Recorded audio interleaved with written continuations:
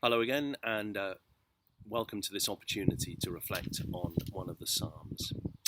Yesterday, we were looking at Psalm 54, a time yet again when David feels attacked by enemies.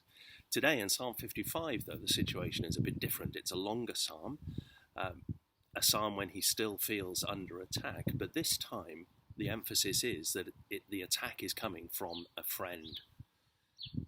Verse 12, if an enemy were insulting me, I could endure it. If a foe were rising against me, I could hide it.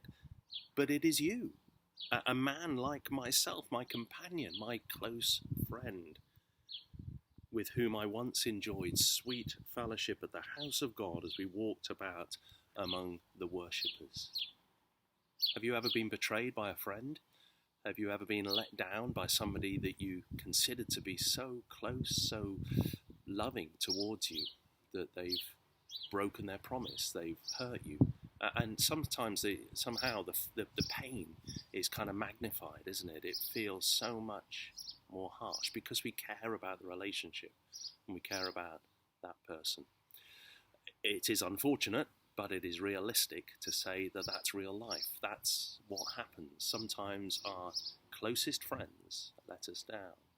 Sometimes our nearest allies, supporters, can offend and hurt us. And David pours out his heart here. Psalm 55 is a psalm I think that we can use very well, very easily in our own situation. Sometimes we can pour out the reality of how we're feeling to our God. But Psalm 55 verse 22 provides for us this great promise. Cast your cares on the Lord, and he will sustain you. He will never let the righteous be shaken. However much we may feel our human friends let us down, however much we may feel betrayed or abandoned or hurt by people who we care about and who we love, our God will never let us down. He calls upon us to live for him. That's what being righteous means, to strive to live in a right and godly way.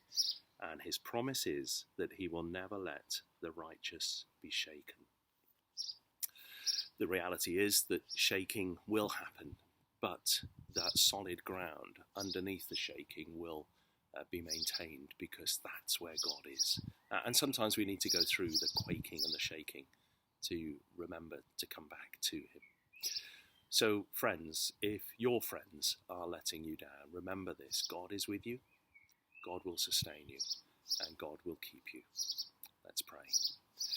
Father, thank you for the truth of that. Thank you that even though so often we're let down by other individuals, that you are a great God, a God who loves us, and a God who holds us. Your love is just indescribable, Lord, because it doesn't fail us. So Lord, I do pray that you help us, help my friends here to know the reality and the truth, that we can cast all our anxieties upon you and know your peace. Amen. And I pray that that is what you know today, and indeed in the days to come, whenever you feel as though you're being let down. God bless you and keep you until we meet again. Thank you.